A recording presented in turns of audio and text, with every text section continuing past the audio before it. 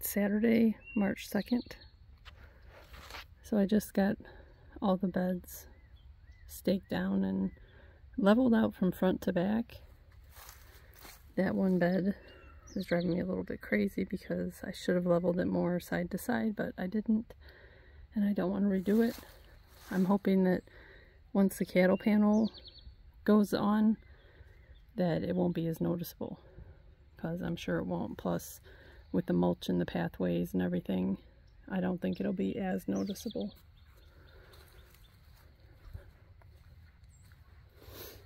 It rained, so I just spread all the cardboard I had out, and I'm just going to leave it there and mulch over the top of it. I've got a layer of dirt, and then I'm doing layers of broken up leaves, and then I'll do more of the mulch. You know, that whole pile there has to come back into the beds. And then I have some pine needles and more leaves to kind of distribute through the piles of dirt that I put in. I just put the chicken wire, I left it instead of cutting it down. I don't really plan on doing much except for maybe refreshing the mulch every couple years, because the mulch keeps everything down, and once it breaks down over a couple of years, then I can use it in the beds. So I'm not too worried about having the hardware cloth hanging over the edge, just as long as the moles stay out. And I'm trying not to get any grubs in the beds. Obviously they'll come naturally, but I don't want to put too many in there myself.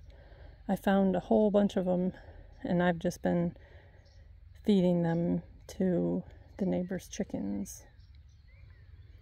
But I'm going to have Terry come out and help me get the other arch in place. There's a rock,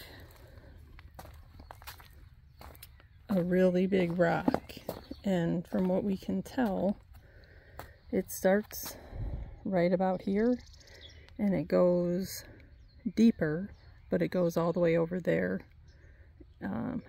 There was rock sticking out of the ground over there. So raised beds make more sense than going deeper,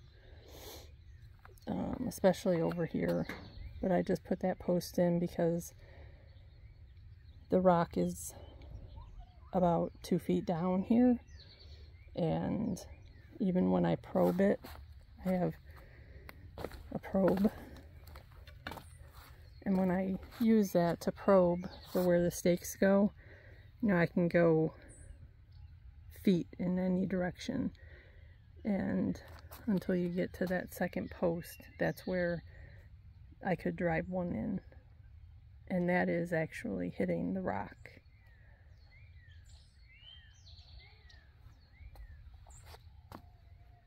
So yeah, Saturday. It's not supposed to rain tomorrow, so I should be able to be out here all day tomorrow. I'm gonna I have 6 of the pots, so I'm gonna do them on that back one, this one, and this one on each side, and then run the conduit back so that they don't twist with all the rain that we're gonna end up having. There's another bucket of leaves. And then I'm going to work on dumping all these out. These feed tubs that somebody had given me, we had drilled holes in them. They work great for spices, so I'm going to keep using them for spices, especially that you don't want to be spreading everywhere. And I have to dump them out because basically in the bottom of them there are logs, and you know, just from like the wood pile, and I put 2 or 3 of them in each one, and I have taken some of the logs out of some of them, and the stuff grows a lot better. So I'm gonna get the logs out of there. Smaller logs, split up wood, that'll decompose, but the stuff that's circle with the bark on the outside of it, it just takes forever for it to really decompose.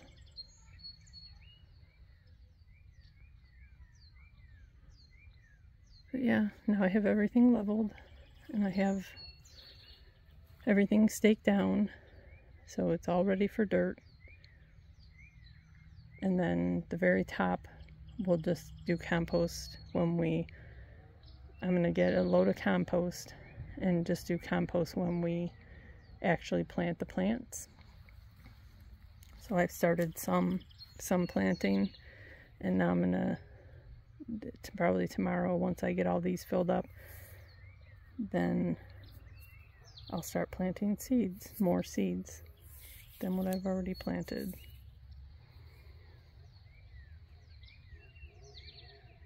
We put up the Purple Mountain house. Terry painted it. I've seen online that a lot of the Purple Mountains start coming the first week of March, so it probably needs to be put up higher again.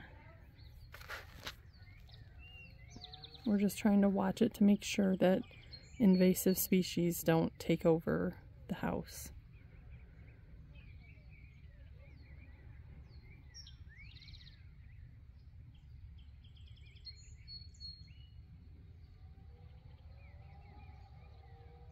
This was a hard decision, in my opinion, that I kept the beds each 5 feet apart here.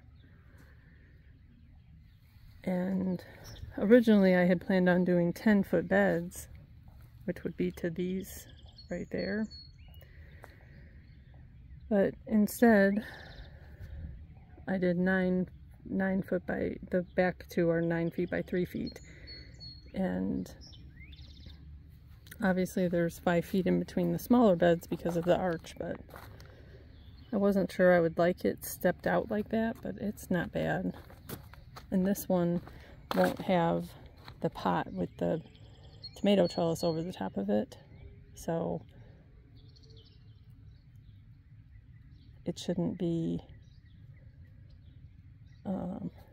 in the way, which was my thought, that I didn't want anything in the way, because the water there, I like to always be able to get a wheelbarrow through the aisles. So a wheelbarrow will fit through all of them, even with the pot, because this is going to go over there.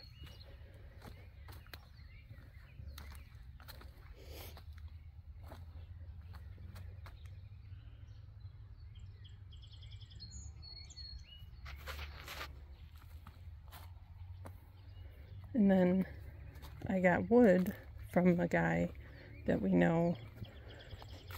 He got us crates, and I'm gonna clean this all up. So I'll dump all the grow bags into the pots, because I'm gonna do beds here. So there'll be 4 beds, and they'll be probably 4 feet by 8 feet. And then the hose, we're going to take that part down and put a table with a sink, because I saved a sink over there, and then make a potting bench here, and have like a bucket under the sink to be able to take the water and dump it. But it's coming along slowly.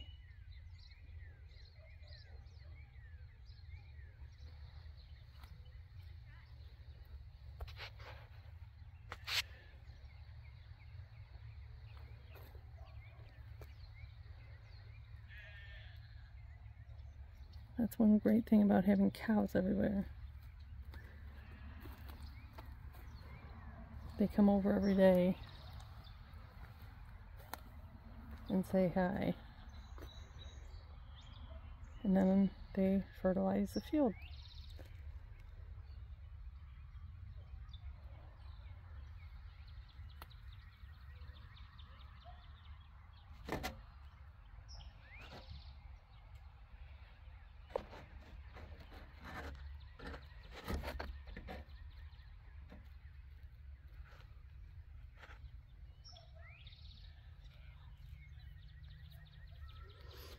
there have been bluebirds on there. So hopefully they come back.